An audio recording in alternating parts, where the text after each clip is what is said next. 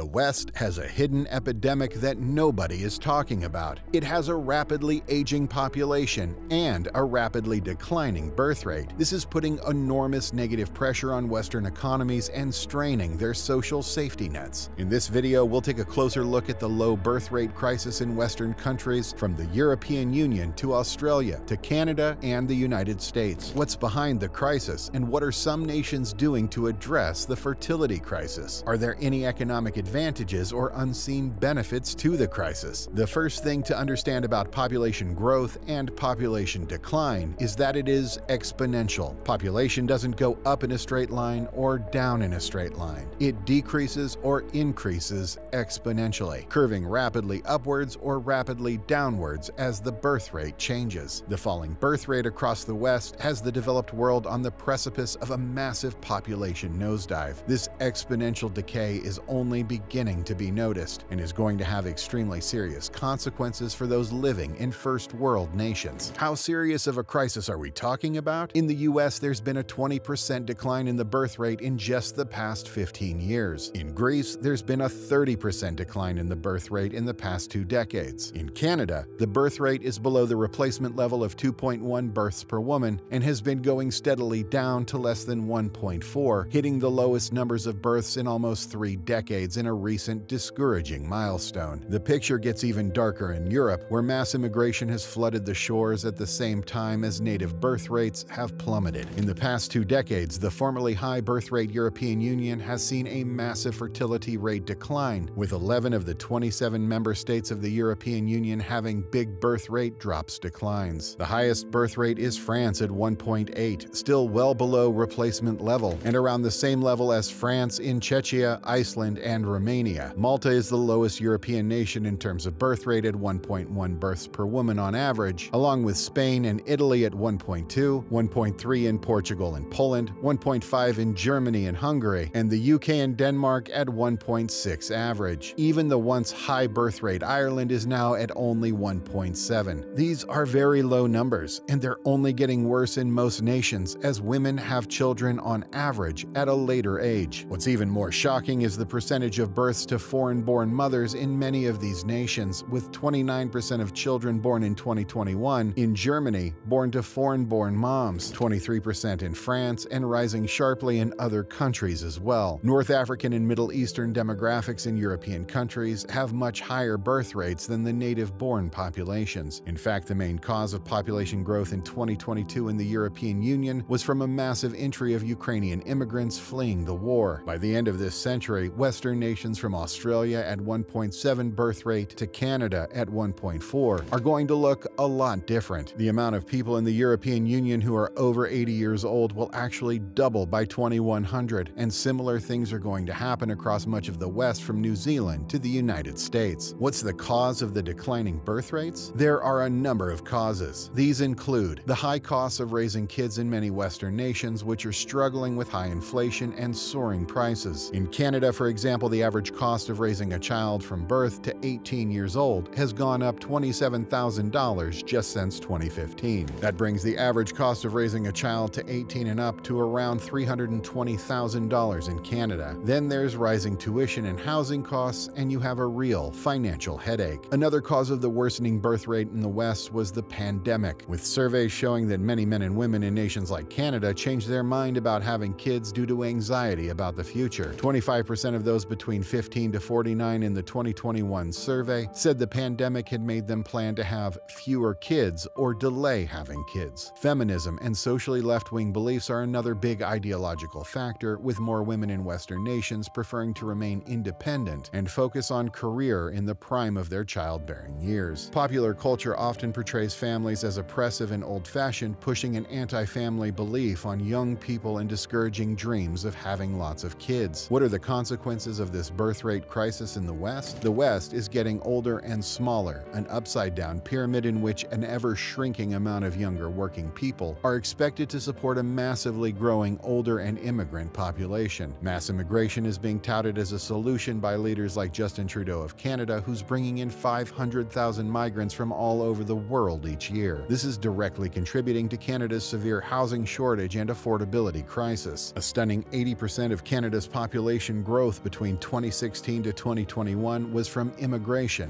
By 2041, 34% of Canada's total population will be first-generation immigrants. While this immigration surge has some benefits on the economy and filling jobs on a temporary basis, it's no secret that technology and AI are changing the way jobs work. Canada's production and research and development investment is already plummeting, and bringing in more people to live off of social programs is not the way forward. Developed nations don't need unskilled immigrants. Where will Canadians live by 2041? Who will pay the social benefits for the elderly? South of the border, the situation in the United States isn't looking much better, with rapidly surging immigration and a 1.6 birth rate per person. Between 1936 to 1956, the U.S. fertility rate went up from 1.8 to 3.2, thanks to the baby boom. But after the baby boom came the baby bust, with the birth rate falling to 1.7 by 1978 and not getting much better since, despite a brief period of improvement in the 90s. The 1960s hippie movement, along with sex, drugs, and rock and roll, coincided with a cultural shift around the world to less family formation, more individualism, and lower birth rates. The consequences are dire. There will be ever fewer workers to pay the benefits of an ever larger pool of retirees. Worse, without a growing supply of new workers, new private investment has a harder time